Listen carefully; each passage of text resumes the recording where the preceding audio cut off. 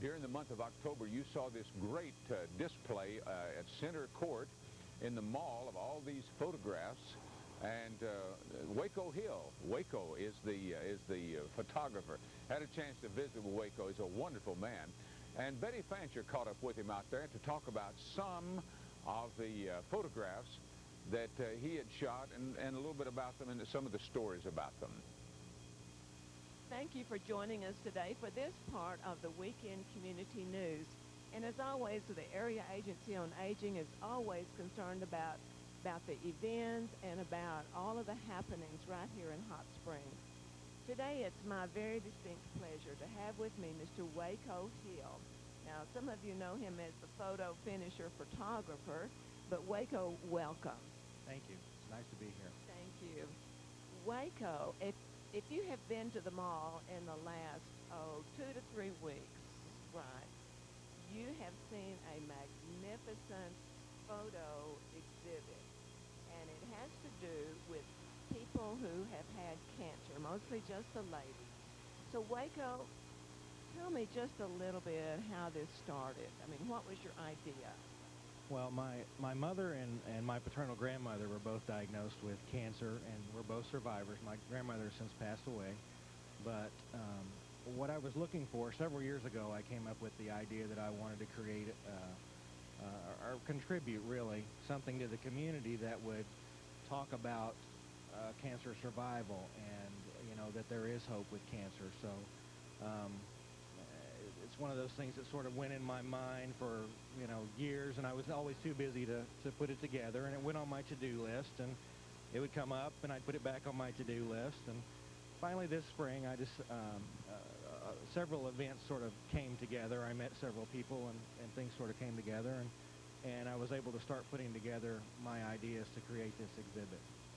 It is an absolutely magnificent exhibit, and I think it's so special because these are survivors of cancer, and as you said, most of them are breast cancer, but some are not. And of course, I am so specifically interested in it because there's a picture of my Paula, my friend, that I work with at the office, and her sister Sue Ann, both being survivors. Tell me, are there some special stories that you would like to tell us? Well, there are so many stories, and everyone's story is really special. It's kind of like asking you who your favorite child is. Yes. You can't pick one or two. One of the really unique ones is Beverly Hill, no relation to me, but when she was 28, she was pregnant, 3 months pregnant with twins, and she was diagnosed with breast cancer. That she was obviously concerned. The doctors were concerned because it was a really unique situation in that, in terms of the surgery and the therapy, that they had to be real sensitive to the children. But they actually treated her, and she delivered the children, and we have a wonderful portrait of the three of them together. They were twins. It is. I had family here from Georgia last week. Just this past week, we had our family here from Georgia, and we're out here looking. And we walked this twice. It is just so special. Read some of these, and it is such a special thing that you've done. Now, if people haven't seen this here at the mall, are you going to move it elsewhere? Well, when we unveiled the portraits, I had all the women out here to unveil their own portrait. It was the first time that they had actually seen the images. I said that, my goal, if we could touch one person to make a difference in one individual, then all of our efforts would have been worth it. I had a friend of mine call me and tell me a story that she had one of her friends was terrified of having a mammogram, and for years she had put it off, and she was coming into Hot Springs. They live outside of town, and she encouraged her to come by the mall and view the images in the center court here. And she said that on the way back from town, her friend called her and said, Susan, I've scheduled my mammogram for 2 weeks, and will you go with me? Because she was scared, but she was encouraged to do it. And I can't tell you how that made me feel.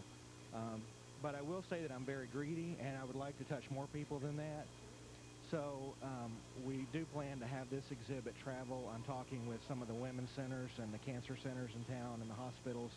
So I do believe that we'll be able to have this exhibit on constant travel. We'll also, next spring, we'll do the Relay for Life with them. And you're very involved in all of that. I'm all over the place, it seems like. That's why when you call photo finishers and you ask for Waco, he's usually not there. And so but he's good to call you back. He always does that.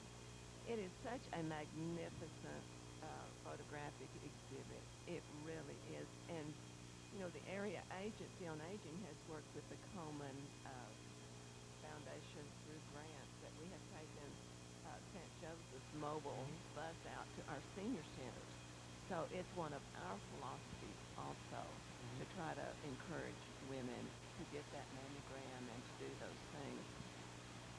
Are you going to add to this exhibit, or this is a one-time, or have you even thought that far? No, actually, there are already plans in the works. I would like to say thank you to Marcia Oliver, who is the operations director for the St. Joseph's Women's Center, and also on the Susan Komen board, and also to Alice Naples, who works with the Garland County American Cancer Society, because they were really my right and left hand for putting me in touch with the survivors that we do. And we are already in the process of working to expand this particular exhibit to children who have been affected by cancer, and also men with different types of cancer. So I'd really like to expand it so that people can relate to all sorts of different cancer.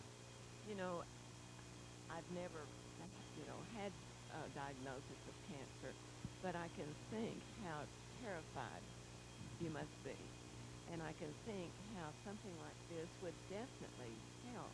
And of course we know now with breast cancer that if it's caught early enough, there's like a 97%. Right. Yes. Right. And so we would certainly encourage each of you women, if you have not had a mammogram, please do that.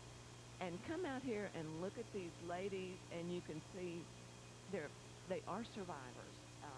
They are survivors. And so do that. That would just make us very happy. Were any of the ladies at all hesitant, or were they all really pleased? Well, initially, the first couple of survivors that I spoke with, and the biggest resistance that I faced was that they weren't sure what we were doing. It's difficult to describe a vision, an artistic vision, until you actually, can sort of show it. So I was describing what we were going to do and what we were going to look, what the exhibit would look like, and so there was a little trepidation there, perhaps, but both Alice and Marcia told me that no one that they talked to turned them down. And I have been contacted at the studio about women that were disappointed they weren't in the exhibit, and they would love to be in the next phase of the exhibit. So I really feel like that we're reaching the people that we want to reach, and that we're spreading hope, and it's been such a positive experience, and that was my goal. Well, I tell you, if that was your goal, you've certainly reached it. Well, thank you. To the good of the community. Thank you. And so as I know, as we've been talking, you have been able to see some of these ladies and some of the portraits.